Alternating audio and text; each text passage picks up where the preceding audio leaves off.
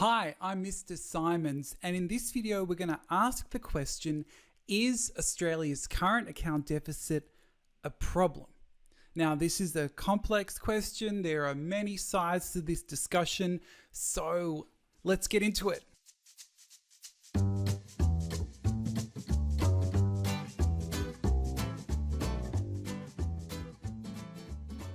So, as mentioned, the focus for the video here is Australia's current account deficit a problem? And our starting point for this discussion is the fact that Australia has a persistent current account deficit. It's ongoing, it's consistent, it's been that way for a long period of time. Now, you may be watching this video and there's a current account surplus, and I would be shocked, but also pleasantly surprised. But at the moment, Australia has a persistent current account deficit. So if we're thinking about what that actually means, these are the kind of things we're talking about. So what we're saying is that Australia is maintaining a surplus on the capital and financial account, which in turn is creating this deficit on the current account. And for more information on those, there's a whole bunch of videos that I've got that explain what the balance of payments is, what the current account is, and what the capital and financial account is, and what the link is between those two accounts. But that's not our focus here. The idea here that we are asking is the existence of a current account deficit a problem? Is it something that Australia should be avoiding, should be working to actively stop? And the answer here is a bit unsatisfying, but complicated as things are in economics. Not necessarily, but it depends. So no one has to run out and immediately stop the current account deficit, but at the same time, it is something that governments do keep an eye on. So let's have a look at what some of the negative implications of a CAD are, and then what are some positive implications. Let's start with the bad news. Let's start with the negative. Okay, so we're starting with the negative. And the first negative element of a current account deficit is the fact that Australia faces increased foreign liabilities and servicing costs. All right, let's not get fazed by these terms just yet.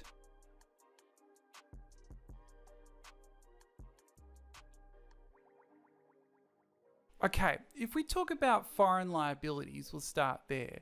What we're talking about is the amount owed by Australians overseas. So one way of thinking about it is that if Australia borrows from overseas, well, that principal has to be repaid back.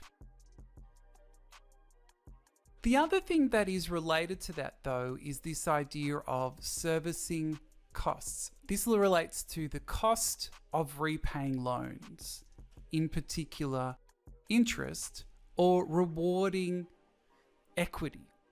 And in terms of rewarding equity, paying things like profit, rent, dividends. That servicing cost is this idea that we have to manage, we have to pay on an ongoing basis the loans and the equity that arrives in Australia. When we have a current account deficit, it will create a situation where Australia has higher foreign liabilities and higher related servicing costs.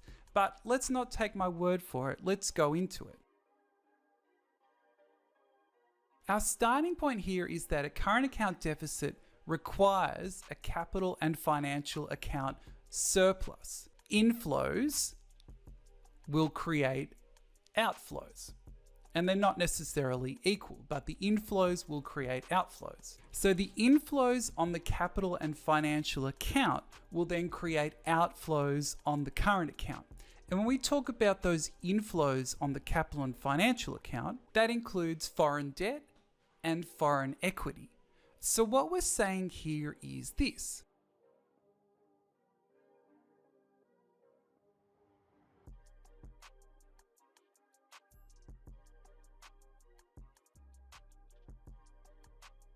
So what we're saying here is that inflows to Australia will lead to a current account deficit because the inflows are the capital and financial account surplus.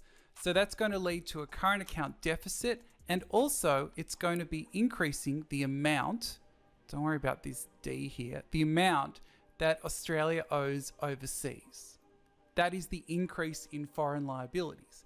And then this increase in foreign liabilities will create servicing costs. We will need to pay interest on the loan, or we will need to reward foreign equity investors. And the overall result is that we will have more money that Australia owes overseas. So this will increase foreign liabilities even further.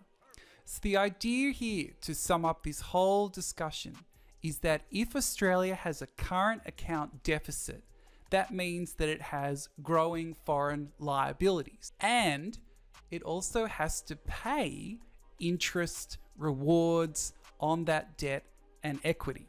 So a negative effect of a current account deficit are higher foreign liabilities for Australia and a higher set of servicing costs on debt and equity.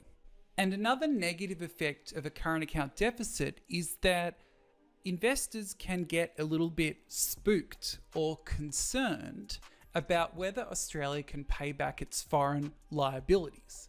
So the way it works is kind of like this.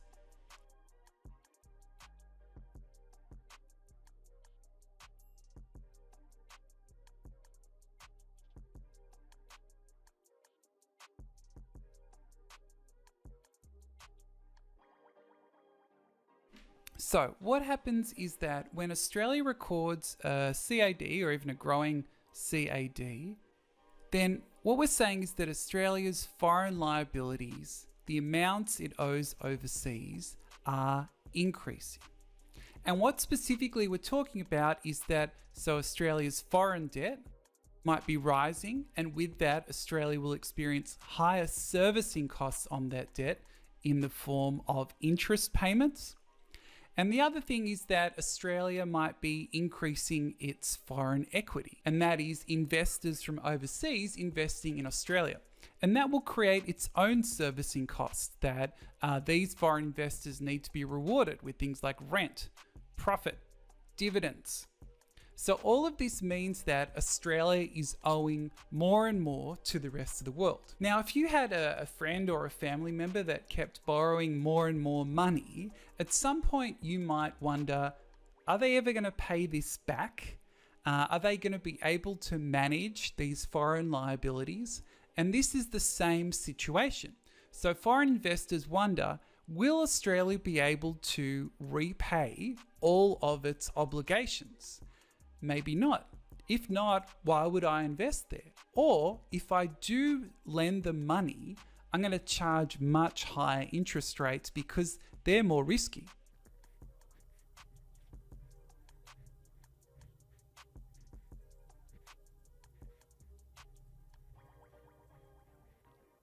So, as I just said, Australia owes more to the rest of the world, so investors might lose confidence. They're thinking here that, Australia can't repay its debts, so that might lead to a reduction in foreign investment.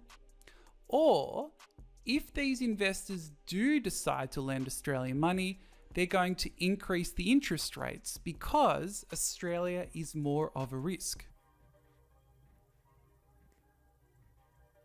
That investors are less sure that it here being Australia, will be able to repay its loans. So going back to the start here, that a higher current account deficit could lead to the risk that investors will lose confidence in the Australian economy. So another negative potential impact to the current account deficit is the fact that a CAD can act as a constraint on future growth, and this is known as the balance of payments constraint.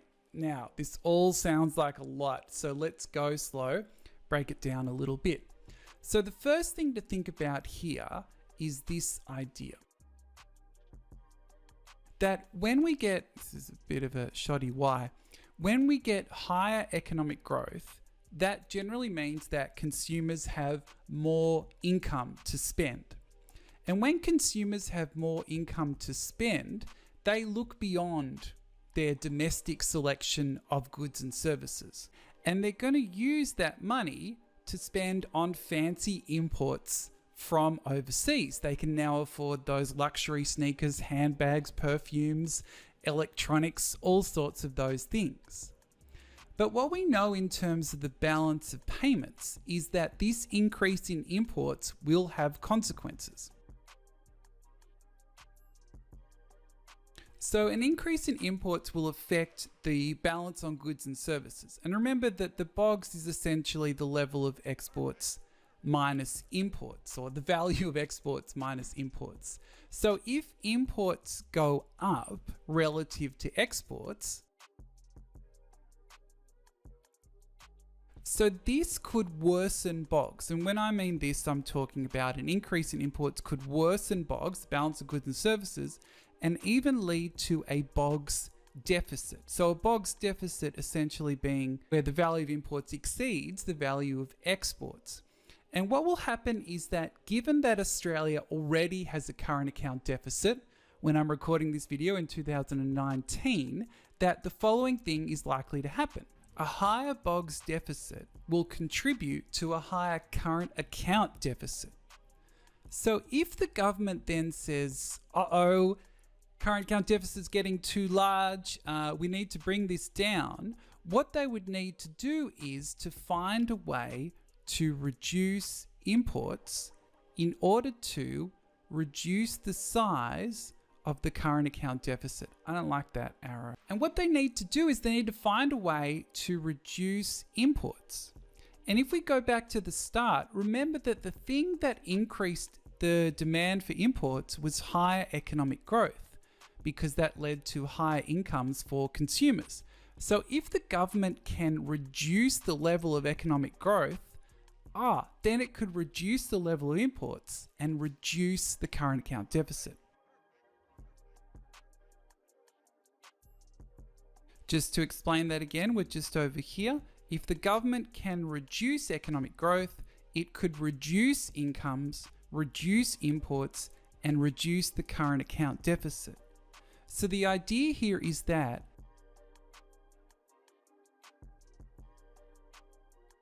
a higher current account deficit could create the need to deliberately slow the economy. And this is what's known as the fact that a higher current account deficit could act as a constraint or a roadblock or a factor that will slow down future economic growth. So when the current account deficit starts to create the need to slow the economy, this is known as the balance of payments constraint. Constraint? Constraint. Okay, I'm going to write that explanation just below all this information.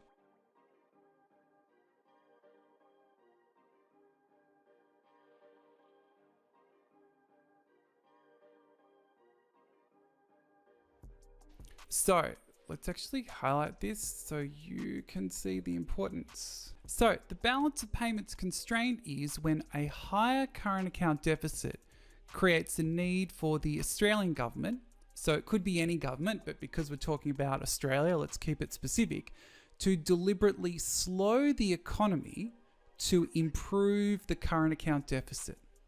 So they deliberately slow the economy to improve the current account deficit. And this, as we did in that example, is especially true because by slowing the demand for imports, Australia could improve the balance on goods and services and therefore reduce the current account deficit.